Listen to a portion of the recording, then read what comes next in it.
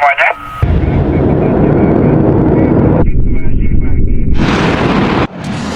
வணக்கம். இன்றைய காவல் விரைவு செய்தி. முதல் முறையே மறுப்போம், போதை பாதையை தவிர்ப்போம். 1 கிலோ 250 கிராம் கஞ்சா பறிமுதல், 2 கைது, சிறையில் அடைப்பு.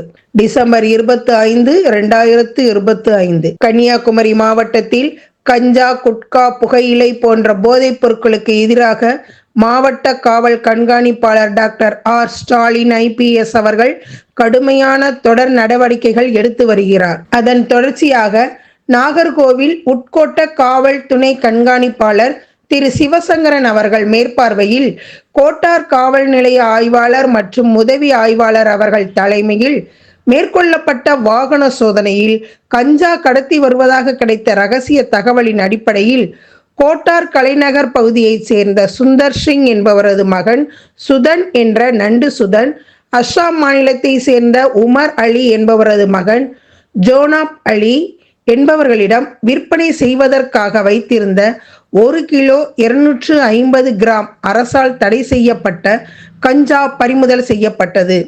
இருவரும் கைது செய்யப்பட்டு நீதிமன்றத்தில் ஆஜர்படுத்தி சிறையில் அடைக்கப்பட்டனர். காவல் விரைவு செய்திகளுக்காக கன்னியாகுமரி மாவட்டத்திலிருந்து டிகிரி இளையராஜா.